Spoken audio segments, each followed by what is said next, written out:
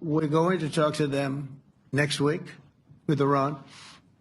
We may sign an agreement. I don't know. To me, I don't think it's that necessary. I mean, they had a war, they fought. Now they're going back to their world. I don't care if I have an agreement or not.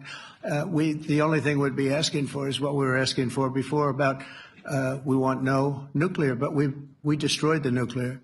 In other words, it's destroyed. I said Iran will not have nuclear. Well, we blew it up. It's blown up to kingdom come, and so I don't feel very strongly about it. If we got a document, wouldn't be bad. Kelly, President Trump is also saying the U.S. will meet with Iran next week. Tom, this would be a new and direct U.S.-Iranian contact. And the president said he's considering asking Iran to sign a nuclear agreement, but then said it's probably not necessary because he believes Iran will not work to rebuild its nuclear program. We thank you for watching, and remember, stay updated on breaking news and top stories on the NBC News app or watch live on our YouTube channel. Breaking news. Trump announces talks with Iran after victory. Ex-President Trump declared that U.S. strikes on Iran's nuclear sites ended the war, calling it a victory for everybody. He said Washington will hold talks with Iran next week, aiming for nuclear limits. If the only time you ever spoke up or cared about the women of Iran was after they retaliated against the U.S. government, you have much learning to do about how the U.S. has inflicted that pain and suffering upon the women of Iran. We are not the martyrs of any situation. The United States government is the world bully in the name of greed and profit.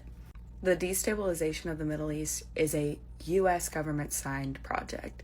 A lot of the oppression and misogyny that the women of Iran undergo is because the U.S. installed that government so that they could take over their resources. Democrats like to show face in this conversation, yeah, but they don't often critically think. Hey babe, you know how you cheated on me? Well, I'm gonna set your house on fire in retaliation, but I'm gonna do it at 5:36 p.m. today, so make sure everyone's out of the house so that we don't have a negative relationship moving forward and we can have peace after that. Okay, sounds great. All is good now. Our house is on fire, but we learned our lesson and there doesn't need to be anything but peace. Okay, great. I hope you don't do anything bad again, or I might have to cheat again. Gee, I won't. You'll remember the whole reason that these discussions began with the U.S. and Iran a few months ago was because the Supreme Leader approved them. He signed off on them. And the question today that the U.S. President raised at the NATO press conference was Iran talks next week. Very few details about who will participate in those, if they will be at high levels or not, or what the outline of all that is. Trump just came out and said that the Democrats are responsible for leaking information saying that the Iran strikes failed.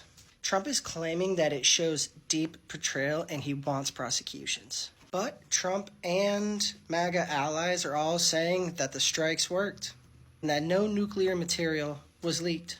So is this political smoke, or would exposing a failed strike be explosive?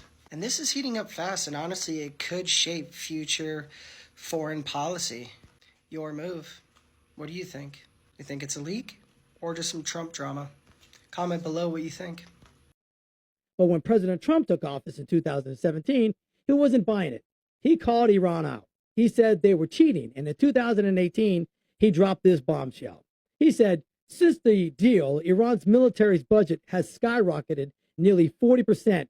They're using that cash to build nuclear capable missiles, funding terrorism, and to stir up trouble across the entire region. So I'm just wondering, now that Trump has gone and wiped out Iran's nuclear bases, can he go and wipe out all of those scam centers in Southeast Asia and India that are robbing people of their retirements and life savings?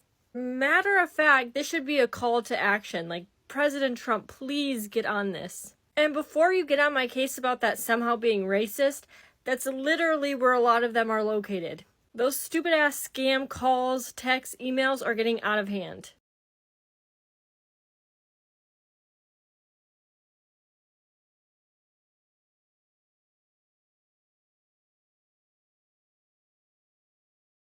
you.